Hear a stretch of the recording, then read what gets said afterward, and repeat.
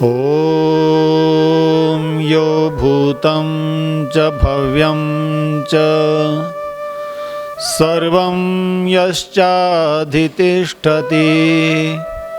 स्वर्यस्य च केवलं तस्मै ज्येष्ठाय ब्रह्मणे नमः। तस्मै ज्येष्ठाय ब्रह्मणे नमः। ओम शांति शांति शांति। पूजा और श्रद्धा के योगी मातृशक्ति, धर्म प्रेमी महानुभावों, युवा साथियों, प्यारे बच्चों, मनुष्य जीवन के उद्देश्य के साथ साथ जब हम उसके मार्ग की चर्चा करते हैं कि आखिर ये जीवन का मार्ग किस प्रकार से निर्धारित किया जाए, संसार में जो मनुष्य जीवन का उद्देश्य है उसे कैसे प्राप्त किया जाए, तो वेद की ऋचाओं ने इसके दो मार्ग प्रस्तुत किए हैं। एक मार्ग है विद्या का मार्ग और एक है अविद्या का मार्ग। ये विद्या और अविद्या क्या हैं, इन दोनों के अंतर को जानने के लिए यजुर्वेद के 40वें अध्याय में बहुत सुंदर व्याख्या की गई और उसका समाधान ये दिया गया कि न तो ये संसार झूठा है और न आत्म तत्व झूठा है। संसार भी सत्य है, संबंध भी सत्य हैं, व्यवहार भी सत्य हैं, रिश्ते भी सत्य हैं, परंतु उनकी सत्यता कितने अंश तक है, कहां तक उनको अपने जीवन के मुख्य उद्देश्य में समाहित करना है। वेद माता ने कहा, कुछ लोग विद्या के मार्ग को जीवन का उत्तम मार्ग बताते हैं, कुछ लोग अविद्या के मार्ग को जीवन का उत्तम मार्ग बताते हैं। अन्य देवाहुर विद्याया अन्यदाहुर अविद्याया इति सुश्रुम धीराणाम ये नस्तक्षरे। कहा कुछ लोग कहते हैं विद्या का मार्ग ठीक है, कुछ कहते हैं अविद्या का मार्ग ठीक है। उत्तर दिया, इनमें से कोई भी अकेला मार्ग पर्याप्त नहीं है। अकेले पर चलने से जीवन का उद्देश्य प्राप्त नहीं होगा। यदि कोई अपने जीवन को केवल अध्यात्म में लगाए तो जीवन का उद्देश्य पूर्ण नहीं होगा। उसी प्रकार से कोई यदि पूरे जीवन को संसार में ही लगाए रखे, संसार के साधनों के साथ ही लिप्त होकर के चलता रहे, तो भी जीवन अधूरा और अपूर्ण होगा। वेद माता ने कहा, विद्यां च विद्यां च यस्तद वेदो भयं सह अविद्यया मृत्युम तीर्त्वा विद्यया अमृतमश्नुते। कहा विद्यां च अविद्यां च, विद्या को और अविद्या को जो व्यक्ति उभयम सह एक साथ जानता है, अर्थात विद्या को भी जानता है और अविद्या को भी जानता है।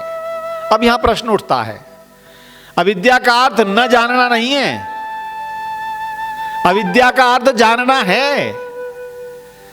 कई बार हमको लगता है जैसे ज्ञान का विपरीत अज्ञान है, वैसे विद्या का विपरीत अविद्या है। पर वेद की परिभाषा में अविद्या भी ज्ञान है, अविद्या अज्ञान नहीं है। पर कौन सा ज्ञान अविद्या है? तो शास्त्र ने कहा, अविद्या मृत्युम तीर्त्वा, मृत्यु को तैर करके पार जाने की जो विद्या है वो अविद्या है। जो ज्ञान है, जो जानकारी है, जो ज्ञान है, वो क्या है? अविद्या है। मृत्यु को तैरने का मतलब संसार में कैसे जिया जाए। कई बार लोगों ने धर्म किसे कहा? संसार से भाग जाओ, छोड़ दो संसार को, माया को छोड़ दो, धन को छोड़ दो, पुरुषार्थ छोड़ दो। क्या धर्म कायरता का नाम है? क्या धर्म पलायन का नाम है? क्या धर्म छोड़कर भागने का नाम है? क्या धर्म जंगलों में जाकर बस जाने का नाम है? सत्य सनातन धर्म की यही विशेषता है। संसार को छोड़ना धर्म नहीं है, संसार में रहते हुए, संघर्ष करते हुए, संबंधों का निर्वहन करते हुए, व्यापार करते हुए, उद्यमशील रहते हुए संसार से ऊपर उठना। वेद ने कहा अविद्या को जानकर संसार रूपी सागर में तैरना आएगा। जो तैरना नहीं जानता वो कैसे विद्या के द्वारा मोक्ष को प्राप्त करेगा। इसलिए वेद ने कहा अविद्या मृत्युम तीर्त्वा, सांसारिक ज्ञान से कर्म के द्वारा इस संसार को तैर कर पार करना है। तैरना का मतलब इससे ऊपर उठना है। जब कर्म करते हुए कर्म का बंधन न बने, कर्म करते हुए बंधन का कारण न बने, वो तैरने की मार्ग को, तैरने के उद्देश्य को पूरा कर सकता है। इसलिए वेद ने कहा कि अविद्या मृत्युम तीर्त्वा, जो सांसारिक ज्ञान है, जो भौतिक ज्ञान है, जो कर्म ज्ञान है, जो पुरुषार्थ का ज्ञान है, इसको करते हुए, क्योंकि हम धर्म की परिभाषाओं में भी संसार के कार्यों को करना भी धर्म के अंतर्गत है। धर्म का अभिप्राय छोड़ना नहीं है। हाँ, इसमें रहते हुए निर्लिप्त रहना, यह विद्या का मार्ग है। व्यापार करते हुए आप ये मानकर चलें, हे परमात्मन तेरे आदेश का उल्लंघन न हो, तेरे सत्य के मार्ग पर मैं चलता रहूं, ईमानदारी के मार्ग पर व्यापार करता रहूं, दूसरे के कल्याण के लिए व्यापार करता रहूं, केवल स्वयं की जेब भरने के लिए जब व्यापार न करूं तो वह अविद्या का मार्ग मुझे तैरने का मार्ग लगेगा। और साथ साथ अध्यात्म विद्या की बहुत आवश्यकता है। कई बार लोग कहते हैं हम सत्य बोलते हैं जी, ईमानदारी से व्यापार करते हैं जी, शुभ कर्म करते हैं, फिर परमात्मा की आराधना करने की क्या आवश्यकता, संध्या करने की, भजन करने की क्या आवश्यकता। तब वेद कहता है अविद्या के द्वारा, संसार के सत्य बोलने के द्वारा तुम मृत्यु से संसार को तैरोगे, मृत्यु के भय से बचोगे, परंतु मोक्ष तो प्राप्त नहीं होगा। मोक्ष के लिए क्या करना होगा? विद्या को जानना होगा, आत्म तत्व को जानना होगा, आत्मा के अस्तित्व को जानना होगा और आत्मा परमात्मा के संबंध को स्थापित करना होगा। इसलिए विद्या अमृतम अश्नुते, विद्या के द्वारा अमृतत्व की प्राप्ति होती है। जीवात्मा सदा से अमृत है, कभी मरता नहीं है, परंतु इसमें मृत्यु का भय है और जब तक भय रहता है अमृत तत्व की प्राप्ति नहीं होती है। अमृत तत्व की प्राप्ति के लिए स्वाध्याय करना, अमृत तत्व की प्राप्ति के लिए सत्संग करना, अमृत तत्व की प्राप्ति के लिए साधना करना, अमृत तत्व की प्राप्ति के लिए गुरु के निकट जाकर के साधना की गुरु को सीखना, ये सारे कार्य विद्या के अंतर्गत आते हैं। जो अष्टांग योग है, यम नियम आसन प्राणायाम प्रत्याहार धारणा ध्यान समाधि, इसके द्वारा जो जो मार्ग हम प्राप्त करते हैं वो विद्या का मार्ग है, वो मोक्ष का मार्ग है।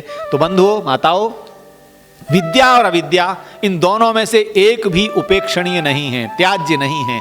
इन दोनों के मार्ग को जानना ही जीवन का परम उद्देश्य है। क्योंकि अविद्या को यदि नहीं जाना, सांसारिक कार्यों को यदि हमने नहीं किया, सांसारिक संबंधों के साथ सही दायित्व का निर्वहन नहीं किया, तो संसार के बंधन में पुनः पुनः पुनः पुनः आना पड़ेगा।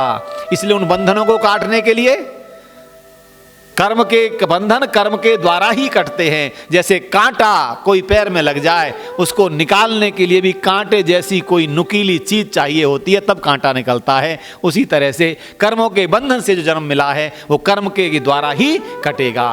तो कर्म को कभी उपेक्षा नहीं करनी। योगः कर्मसु कौशलम, भगवान कृष्ण गीता में कह गए योग क्या है? कर्मसु कौशलम, कर्मों में कुशलता प्राप्त करना योग है। और वेद भी कहता है विद्या और अविद्या दोनों को साथ लेकर चलने का मार्ग ही वास्तव में मोक्ष का मार्ग है। ओम शम।